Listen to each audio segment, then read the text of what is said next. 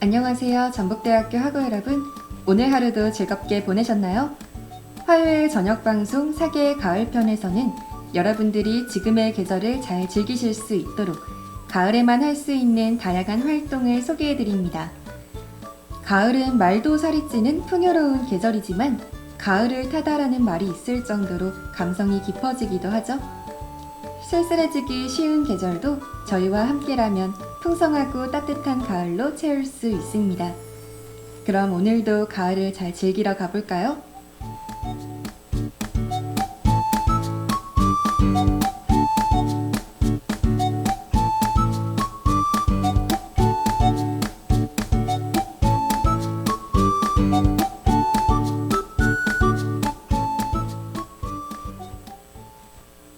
안녕하세요, 학우 여러분. 오늘 여러분과 가을을 함께 보낼 전북대학교 방송국 아나운서 박지수입니다.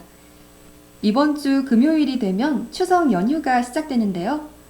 이번 연휴는 한글날까지 더해져 무려 일주일이나 되는 황금 연휴입니다. 본가에 가서 어떤 음식을 먹고 또 뭘 할지 벌써 설레는데요.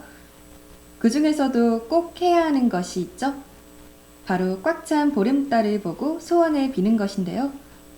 물론 매년 소원을 빌고 이게 정말 이뤄지는 건지 의문이 들기도 합니다. 하지만 소원을 빌어야 하는 그 짧은 순간에 떠오른 바람이라면 그만큼 마음속에 간절하게 품고 있었다는 거니까 어떻게든 이뤄진다는 말이 있죠. 추석 당일인 10월 6일 월요일 저녁 6시에서 8시 사이에 제일 크고 동그란 달을 볼 수 있다고 하니 여러분도 까먹지 말고 소원을 빌어보는 건 어떨까요? 악뮤의 달 듣고 오셨습니다. 오늘 들려드릴 가을 이야기는 바로 추석에 관한 이야기입니다. 더도 말고 덜도 말고 한가위만 같아라 라는 말이 있을 정도로 추석은 우리 민족 최대의 명절인데요. 이 추석이라는 말을 한자 그대로 해석하면 가을 저녁, 나아가서는 가을의 달빛이 가장 좋은 밤이라고 합니다. 달이 유난히 밝은 명절이라는 의미인데요. 달이 꽉 차고 밝아서 그런지 저는 추석이라고 하면 곡식과 과일이 풍요로운 식탁이 상상됩니다. 하지만 추석은 대부분의 곡식과 과일이 아직 익지 않은 시기, 추수를 앞둔 때에 지내는 명절이라고 하는데요. 농사의 가장 큰 고비를 넘긴 뒤 조상님께 미리 제사를 드리고 풍년을 기원하는 날이 바로 추석이었다고 합니다. 고단했던 여름 농사일을 모두 마치고 본격적인 가을 추수를 앞둔 시점에 가족들과 성묘도 하고 함께 놀며 쉬는 말 그대로 잠깐 쉬어가는 명절인 것이죠. 흔히 영어로 추석을 소개할 때 코리안 땡스기빙 데이, 즉 한국식 추수감사절이라고 소개하곤 합니다. 하지만 미국의 추수감사절은 추수가 끝난 뒤에 감사하는 날이라면 한국의 추석은 풍년을 미리 기원하는 날이라고 하는데요. 우리나라의 진짜 추수감사는 추수가 다 끝나고 10월에 진행되는 상달고사라고 합니다. 옛날에는 지역에 따라 벼가 덜 익어 제사 음식을 구하기 어려운 곳도 있었는데요. 그런 경우엔 음력 9월 9일 중구절에 차례를 지내기도 했습니다. 우리가 추석에 먹는 송편도 원래는 덜 익은 올벼쌀로 만들었다고 하는데요. 지금 우리가 추석을 곡식과 과일이 풍성하다고 생각하는 건 다양한 곳의 발전 덕분입니다. 이렇게 지금의 추석과 예전의 추석엔 많은 차이가 생겼지만 보고 싶었던 사람을 만나고 바쁜 일상을 잠시 멈춰 쉼을 가지는 것만은 똑같은 것 같은데요. 여러분도 이번 긴 추석엔 모든 걱정은 잠시 잊고 마냥 행복하기만 한 연휴를 보내시길 바랍니다. 유다빈 밴드의 러브송 듣고 오셨습니다.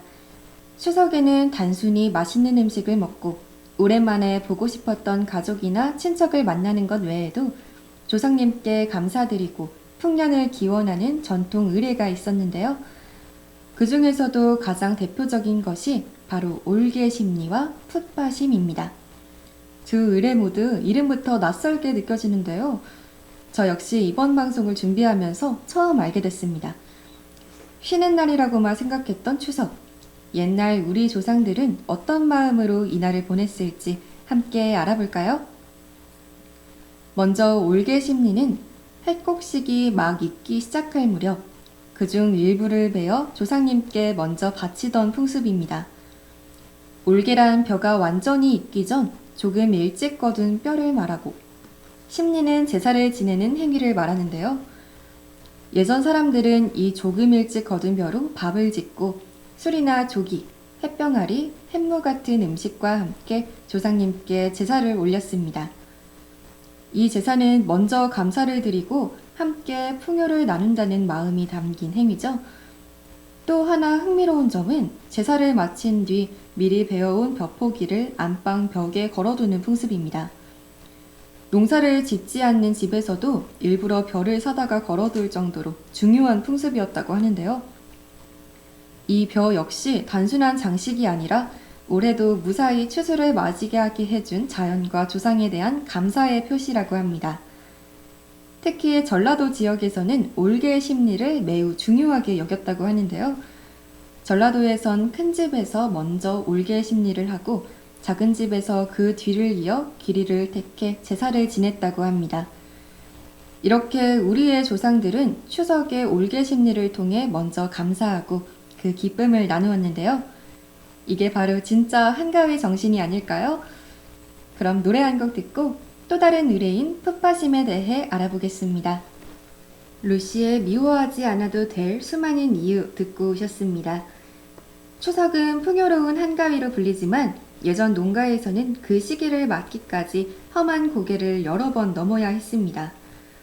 이번에는 그런 조상들의 삶 속에서 태어난 의뢰, 풋바심에 대해 알아볼까요?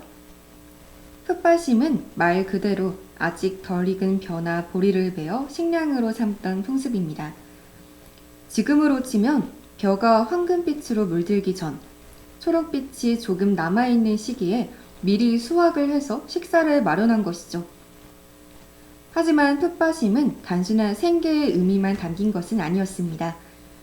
특히 영남 지역, 그 중에서도 안동에서는 덜 여문 벼를 베어 밥을 짓고 추석 차례를 지내는 풍습이 전해졌는데요.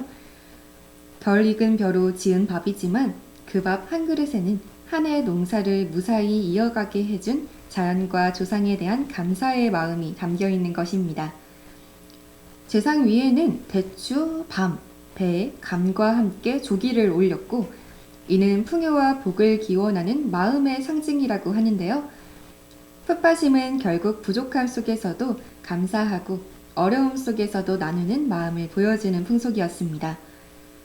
가만히 생각해보면 우리 조상들은 수확하기 전에도 감사를 드리고 수확을 마친 후에도 심지어 풍속하지 않아도 감사를 잊지 않는 것 같은데요. 요즘 우리는 하루에 감사한 일을 적는 감사일기까지 쓰며 긍정적인 마음을 가지려 노력하지만 마음처럼 쉽지 않을 때가 많습니다. 저도 일부러 긍정적인 생각을 하려고 해도 결국 아니 근데 하며 부정적인 생각이 불쑥 튀어나오기도 하는데요. 그래도 이번 추석만큼은 우리 조상들처럼 작은 것에 감사해보는 시간을 가져보는 건 어떨까요?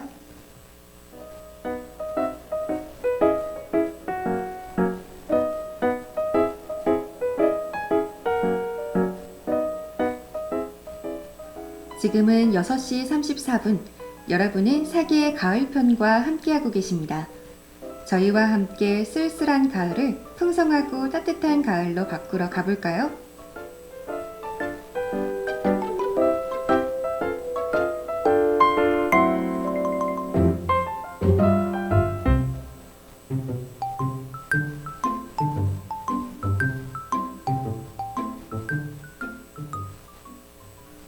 개강을 한 지도 벌써 한 달이 다 지나가고 이제 슬슬 과제가 밀려오기 시작하고 있는데요.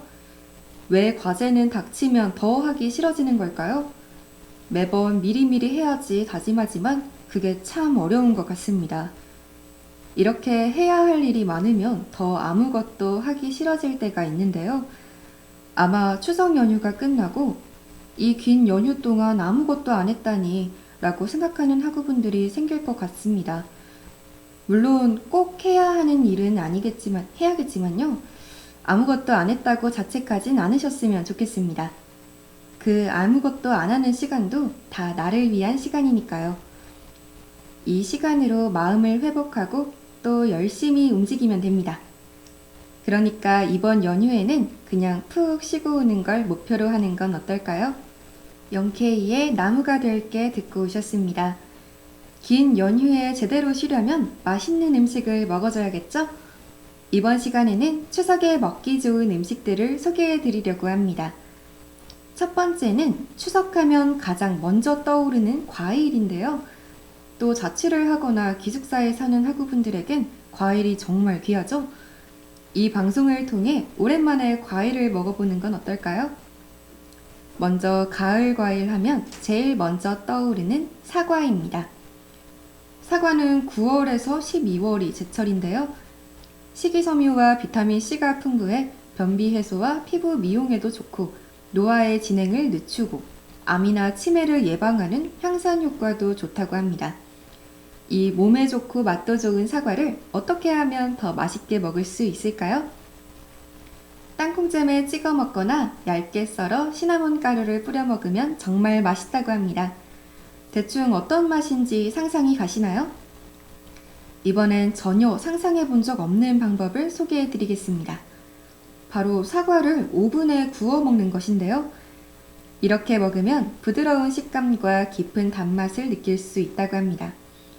저도 생각해 본 적 없는 방법이라 이번 추석에 꼭 해 먹어봐야겠어요.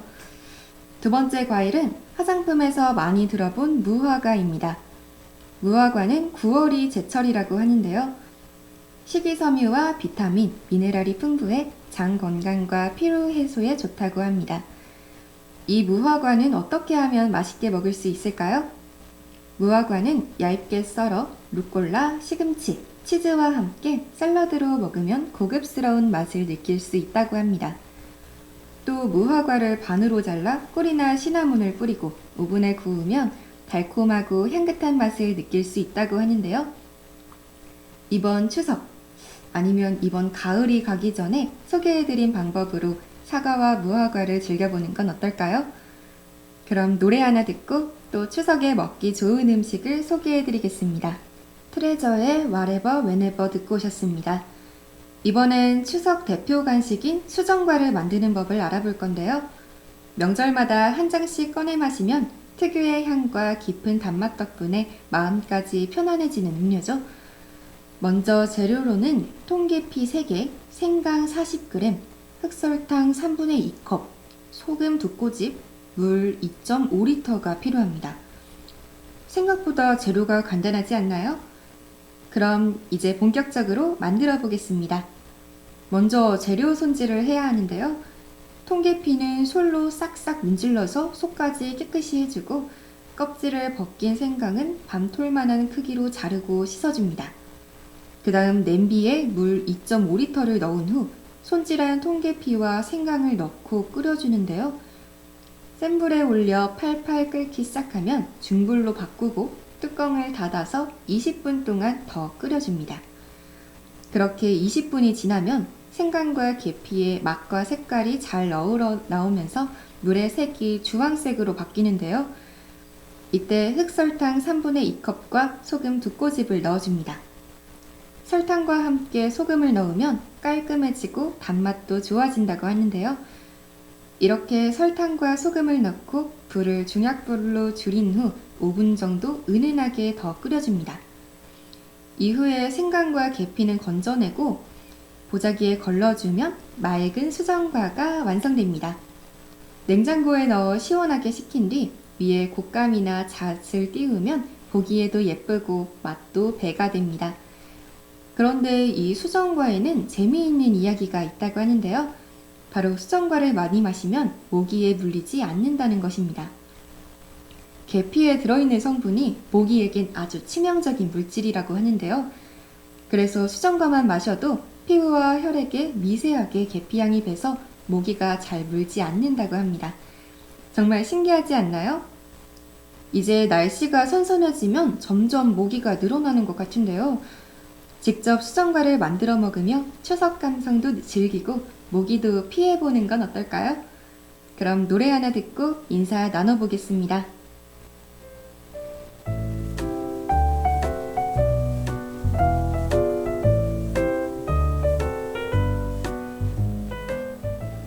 오늘의 저녁 방송도 어느덧 끝나가는데요.